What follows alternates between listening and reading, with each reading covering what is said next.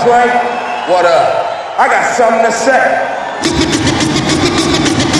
Fuck the police coming straight from the underground. A young nigga got it bad cause I'm brown. Hi, I'm Terminally Online and I'm going to make it everybody else's problem. See, I was going to make a video on Pokemon vs. Digimon because, well, it's my channel and I do what I want, Mom. But then I started noticing everybody going crazy over the whole Netflix absorbing WB thing. So, obviously I had some thoughts. Let's make this quick, kids. Enough! I've heard enough crap from all of you. When I come down there and show you what a real star can do. Now, I know a lot of us didn't do business class in high school and college if we were lucky enough to even go to college. And those that did, well, they barely paid attention past memorizing for the exams. But I think we all know the difference between a financial loss and a financial profit. Warner Brothers has not been on the profitable side as a company for a while now. And I don't give a damn how good you all think Sinners, Minecraft, and Final Destination were. I will remember you. They're not solving jack. Yes, Disney is also having a horrible financial period, but they have theme parks, a whole mess of nostalgia, and merchandise to help soften their blow. But the good people at Warner, they don't have any of that. And they don't just have to generate a profit this year to fix their financial woes. They need a few years of success to fill that Lizzo-sized hole they have. And that's just to cover up their recent fuck-ups and the pandemic slips. Unlike Disney, who have massive theme parks to smooth out their pitfalls, WB doesn't have anything to soften the blow. And obviously, investors are getting tired of hearing things are just gonna get better. Remember people, the Snyderverse was a bigger disaster than lesbian-based marriages. Then, factor in how much those movies cost to make, the marketing, the leftover merch, and whoever they have to pay on the sly, and also the movie theaters, and it makes sense that WB was making less money than an OnlyFans girl. WB in itself is a sinking ship. All Zaslav could do was just cut crap like the Batgirl movie, who even Stevie Wonder could see was going to be like Mike Jackson in a concert, a show-stealing spectacle. But the difference here is, that thing was going to be a brand and IP ruining mess. So WB selling made all the sense in the world. There's one thing I've learned, bitch. This game is about motherfucking money. Dude, you do not hate journalists enough. Liars to auto. Okay, let's get the elephant in the room on the treadmill. No, the Orange Man's administration isn't influencing directly any of the content that is on Paramount, now or in the future. Anytime anybody brings this up, I question their mindset, their values, and their memory skills. Because they're coincidentally ignoring how much the Obama and Biden administration went out of their way to infiltrate, surveil, and influence social media and entertainment. The most the Cheeto Man has done to directly influence entertainment and social media is run his mouth on True Social and inspire such derangement syndrome in media people that every second thing anybody has to say these days is Trump did this, Trump did that, Trump is a disgrace, Trump should be removed, he should be executed. In Minecraft. If you really influence Paramount directly, you think South Park would get away with half the shit they've done with the Saddam Hussein jokes, doing the nasty with Satan bit, or any of the Garrison stuff. Or half the stupid shit that's going on with Star Trek, or with shows like the Late Show with Colbert on the regular. Speaking of Colbert and, I guess, by association, Kimmel, neither of them can muster an audience. And they're both paid so handsomely you would think they were industry plants like J.J. Abrams. At this point, even Disney and WB are laughing at how bad that financial decision is. And Kimmel is doing secondly as bad as Colbert. They were in the red. And sorry folks, YouTube shorts and clips don't count much in the grand scheme. Colbert was not fired or put under pressure for free speech or whatever. He wasn't bringing the numbers, and it was much smarter for the people above him to just say, we're not renewing the contract. Jimmy Kimmel, on the other hand, got suspended, not fired, and lied and joked about Charlie Kirk's death, making the people above him act accordingly. He wasn't fired, and it wasn't about free speech. It was about consequences for running his mouth on shit that he had no real answers to, despite being a so-called trustworthy news source. Contrary to popular opinion, TV and Hollywood technically have rules. Ironic when you remember that the same people who were up in arms about him being so-called fired and the free speech crap are the same people who will demand your death if a white guy uses the N-word, or if you call a member of the Alphabet Mafia that word that rhymes with maggot. Lord, if you think a biological woman and trans woman are even remotely the same thing these days, they will demand Warhammer 40k levels of punishment. But hey, common sense is not all that common. I wonder why I suddenly thought about J.K. Rowling. Pushes for a higher power. Overall, the government will always find a way to influence entertainment one way or another if you're really worried about it. Right now, the current battlefield is the censorship laws government's trying to push. That's the real battleground for free speech if you really give a damn about that. I ain't got that guilt money, I don't give a fuck. I take my checks to the bank and I sign them with my nut. Yes, people, I've seen the memes. I know all about Netflix and their habits revolving around certain character choices and casting decisions. My confusion is why everybody's acting like WB and Paramount are in any way different. Has everybody forgotten the choices they made around redheads? Or Michael Burnham in Star Trek being apparently the thing that set everything in motion in the past so that everything else could happen? Or half of that stupid Snyderverse and DC crap, or, of course, Brother Servers.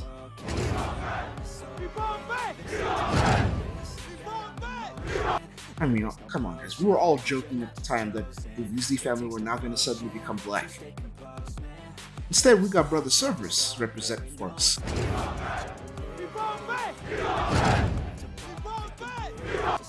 Can't wait to see him get hung by the Hogwarts good old boys because he got attracted to a snow bunny. Man, it's like they never notice how racist they're actually being. Now, coming into the Snyder stuff and the whole DC stuff, I do think the Gunn version of DC is way better than the Snyderverse.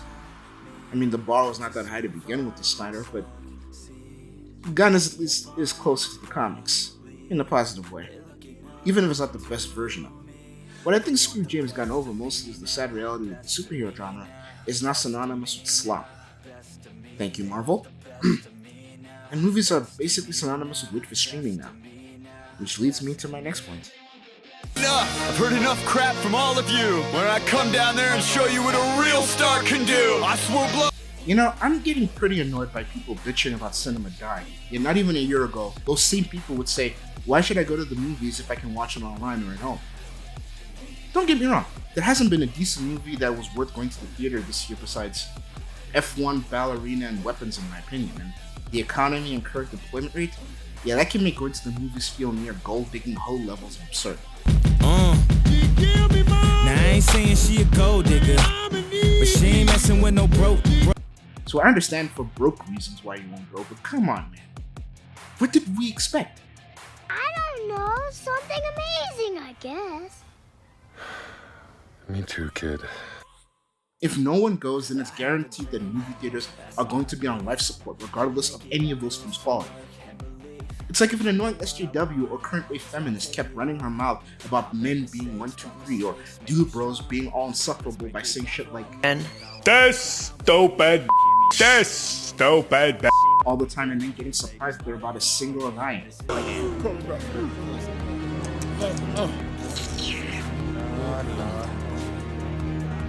Hey, I'm ugly as sin and have the personality of a turd dipped in Tabasco. What's their excuse?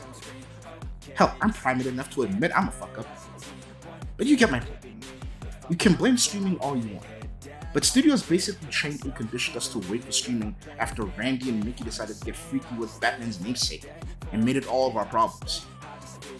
I mean, it's more likely to believe that all of that was a super STD rather than Fook Me Hart decided to do a tribute to Ozzy Osbourne way too soon before he left us.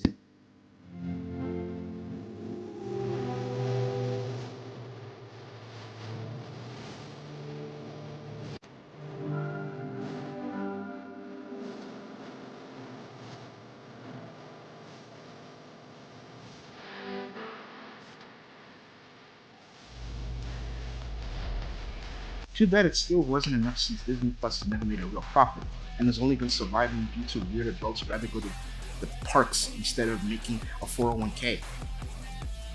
Nostalgia and weird sexual desires for cartoon characters are one hell of a drug. Am I right, Pokemon? HBO Max is clearly doing well, and Amazon Prime and Apple Plus are vanity projects at this point, being kept alive by their companies' namesakes that are just keeping them going. Paramount and Netflix seem to be the only real surviving winners, if you don't count two real most popular services. So we can't really be all that surprised that they're now circling Warner Brothers like hyenas. There's one thing I've learned, bitch, this game is about motherfucking money. I make that dollar, y'all, motherfucking money. Even make What does this whole shit show mean for all of us overall? Nothing negative if you think about it. I mean, let's say Paramount pulls off this last Hail Mary attempt they're doing now and somehow claim victory at the end. The results are still going to be the same. One less streaming service that we have to potentially pay for without sacrificing our chances of watching something, whether we're doing it legally or not, regardless if you're Team Netflix or Team Paramount. I mean, yeah, TikTok and YouTube are still the most popular new streaming services overall, but I don't think anything's going to be topping Netflix and Paramount anytime soon. I do think Clownfish was right, hashtag Clownfish was right again, about this being like Highland, and only one of them being the last one de facto standing at the end. I don't see Apple and Amazon keeping their services up in the next decade, and Paramount? Well, I mean, they do got some hits, and they keep shitting them out at a good pace, but I kind of see them as like a ticking time bomb before they do something stupid and ruin everything for everybody anyway. South Park is a good example.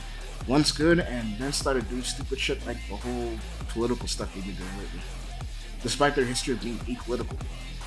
I mean, I haven't kept up with South Park as of late in terms of this season, not completely anyway, but judging by all their political crap they've been doing lately, I think I'm just gonna take a step back. I mean, unless they do something to rally at the end. Netflix is synonymous with the word streaming for most people, and well, all they gotta do is just keep being the guy who's got the stuff and got the movies and got the shows, especially the old shit, and they could just keep printing money. For their in-house produced stuff like The Witcher featuring The Witcher, I believe if they course correct, they should be fine. And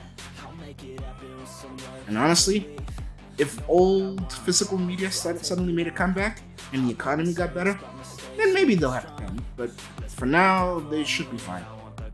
On the gaming front, well, since Netflix has dashed the hopes of everybody who thought just one more game from WB and they can somehow fix their problems and turn things around, yeah, they're currently blaming the big bad Netflix for getting their retarded mitts on.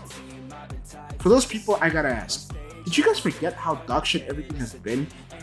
I mean, Suicide Squad Kill the Justice League was proof that they're just not getting any better. They should be put down like Islamists do to women with an opinion. The developers that made the good shit are long gone and are doing their own thing, if not are tired of it. And we still got the East keeping the games industry likable at least, for now. So I maintain nothing of worth has really been lost. And who knows, Netflix and Paramount just might surprise us yet. If Netflix and Paramount decide to keep being stupid and woke and all that intersectional crap, well...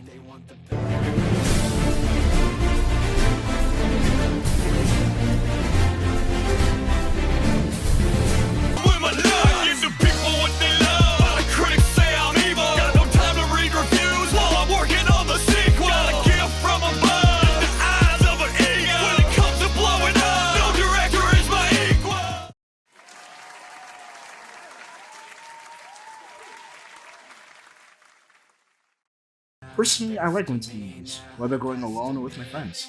I have a lot of good memories, old and relatively new, and I want to keep having those experiences. If I'm lucky enough to have kids one day, I hope they get to experience the joy of going to see a good movie at the cinema.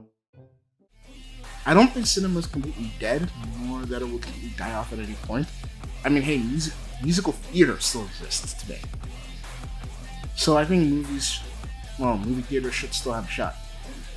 Even if they just become special occasion type things or become more niche. If we are on the worst timeline, then they'll probably be like adult theaters and just vanish completely. We do seem to be on that path now anyway. I don't think the movie ship has sunk like Titanic's 1 and 2. I think it's more like America. Slowly fighting back and sadly dying-ish. But hey. It's like the entertainment industry is like a current era feminist. always in their own way, and are their biggest enemies, even if they don't realize it at the time until it's way too late. But times change and things inevitably come to an end, I guess. Okay, these are just my thoughts, and if you've got your own, please argue in the comments. I like a good back and forth. Thank you for watching, and I hope you enjoyed my little spaz out. Sorry this took so long to come out. Had a bit of a health-related issue, and that was a bit of a distraction. Back to the grind and having fun. Like, comment, and subscribe. And I'll see you next time. Deuces.